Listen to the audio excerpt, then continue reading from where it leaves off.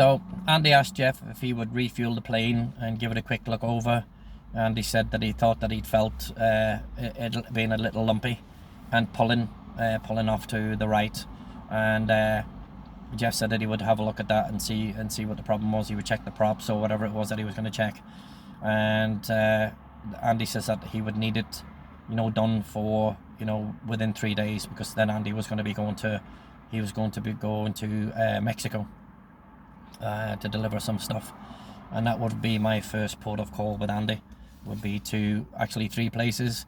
It would be to Cancun, Cozumel, and also Playa del Carmen. So those are the 3 places that we were going to go to, and that was going to be 3 days time. So after speaking to Jeff for a bit, Andy said goodbye. He just says, Jeff, if there's anything that you need or anything I need to know, give me a call. I'll be at home. I don't intend to be going anywhere. Andy didn't have a mobile phone back then. I don't think mobile phones were out unless they were the big brick type, and there were military phones and stuff like that. But Andy just says, give me a call, and if not there, just leave a message on the machine and I'll get back to you. And that was it. So Andy went into the garage and he went over to a soft top Mercedes, a nice kind of like a purple, like a maroony purple, very shiny, and it was Andy's car. Andy loaded his bags into it. I got my bag loaded into it, and then we headed to Andy's place, and it was a nice drive through the traffic. There wasn't too much traffic, but it was fucking hellaciously hot, and I started to sweat very badly. Unlike Belize, it was definitely a different heat. To be quite honest, if I had had hair at the time, I think my hair would have been, like I'd stuck my finger in the socket and it would have been like a Brillo pad, quite curly and wiry, but I didn't need to worry about that. So Andy was very quiet in the car.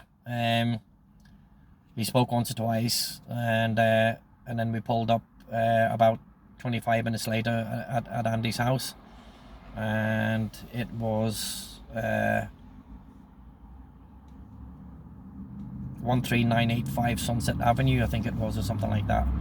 And it was just a big house in the middle of 4 other houses, with a big fence at the back and a nice view at the front and clipped grass. And just across the road, about 50 meters away, was a communal swimming pool. There was a running track. There was a small gym, and it was quite nice. And everything was uniform. Everything was clean and uniform. And so Andy put the key in the door, opened up and walked in. And the inside of the house was very big. So we walked into the hallway, which just immediately opened up the stairs on the right hand side, which went up. Andy pointed, that's your bedroom over there, Cole. That's your living room. There's your kitchen. I'll see you later. And that was it. Andy toodled up upstairs. I heard him knock on the door, and he said, Tom, it's me. And Andy went in and closed the door, and that was it. And so I was left to my own devices. So I opened up the bedroom door. Everything was the old-fashioned wood paneling. It was very nice. It was very clean. I had a big double bed, and I had 2 French doors that opened up to a back wooden deck, and a nice backyard with a big oak tree in it. It was lovely. Andy had the air conditioning on. The house was nice and cool, so there was no way I was going to open up the back door and let mosquitoes in or the cool air out. So I didn't go out onto the back deck. It may possibly go out later on in the evening when it's cooler or at night time. And Andy says to me, don't put the back light on. He goes, all night. He says, because it will attract mosquitoes. And then he says, if you open your doors, he says, the mosquitoes will come inside. He goes, and it's the female mosquitoes that bite, which I knew, from obviously living down in Belize. And he goes, there's bug spray over there. He goes, there's Veet. He says, you might want to put some Veet on. And I didn't know what Veet was at the time. And it was just a spray that you put on yourself and kind of rubbed it on, and it kept the mozzies from biting you. But to be honest, I'd been bitten, fucking thousands of times down in Belize and never reacted to them. I don't know if, mozzies in Miami were a different breed. You know what I mean? I didn't want to really take a chance and possibly get malaria or, some type of a dengue fever or something like that. I didn't even know if that was up in Miami, to be honest. But I just didn't want to take the chance of being sick and getting sick. So, went out into the living room. There was a big couch. There was a big box, a big wooden box. and it was the TV. It wasn't the flat screen TVs that we had these days. It was a big wooden box. It was a 30-inch TV. It was colour. It had an old-fashioned kind of like remote control. You slid the doors open and see the TV. It was actually quite nice. The big speaker was at the bottom, so I flipped it on, and I don't know the last time that I had watched the TV program was. And I flipped it on, and it was the news, and I hadn't heard the news in nearly 2 years.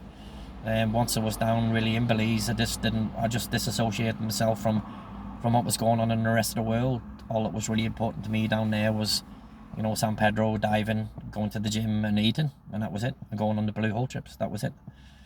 So watching TV was very different. It obviously wasn't the same type of programs as it was back over in the UK, because I think back then we only had 5 channels, to be honest, and up in the States it was over 100. Loads of sports channels, hunting channels, Discovery channels, loads and loads of stuff. And I happened to flick over to a Discovery channel, and Jacques Cousteau was on. So went into the kitchen, found the coffee maker. It was coffee beans. Found the little crusher, and crushed up some beans, put a filter in, and did a proper cup of coffee, and sat there and was just glued to watching Jacques Cousteau. And it was the same type of older programs that I watched as a kid. And I was 31 or 32 now at this stage of my life, and was just literally glued to the TV watching reruns of Jacques Cousteau. I must have sat there for 4 hours and just watched everything. And then all of a sudden, bang, Dave clicked into my head, call, give me a ring when you are up at Andy's. So beside me was a fax machine and with a built-in telephone, and I punched David's number in and rang, and Sue answered the phone, and I just said quite dryly but politely, "Sue, it's Colin, is David there?" And she says, "Yeah, I'll get him for you now." And that's all she said. And then she passed the phone to me, and Dave was like, "Hey up, Cole, hey up, Gibbo, what's going on?" You know.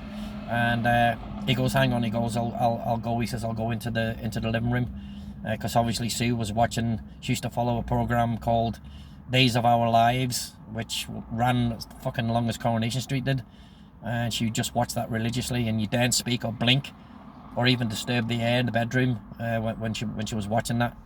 And so Dave moved out into the living room, and we continued the conversation. "Hey Carl, what's happening? How's it going?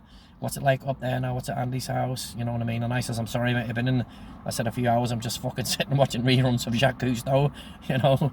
And we just had a bit of a giggling and laugh, and I could genuinely hear, you know, that Dave's, you know, automatically picked up and stuff. And I said, "Yeah, you know, the house is nice, you know, we're in, you know, Sunset Drive, Miami."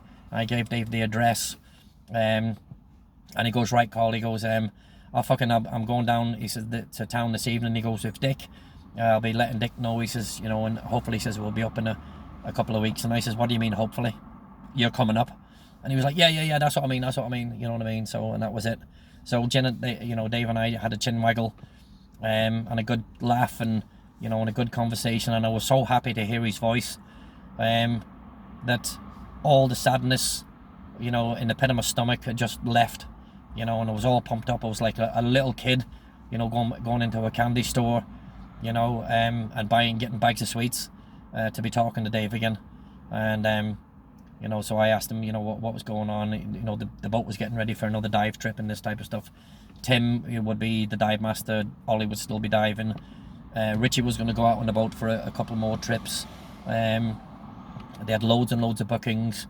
They'd had 2 tank dive in the morning, 2 in the evening, and a night dive that evening going on, and that was booked up for the next week. So they were, you know, Dave says, boats are going to be full, Cole, don't worry. You know, I says, "I'm not worried about that, Dave." "No, Cole, I'm fucking, you know, we're going to use your boat, mate, and there's going to be, you know, what a cash for you, I'll bring it up," he says, you know what I mean, "and, you know, you need as much as you can up there." And that was it. And we were just so glad to sit and talk again. And it was like we'd been away from a year for each other, other than just a day. And yeah, a brilliant conversation, and so good to speak to him.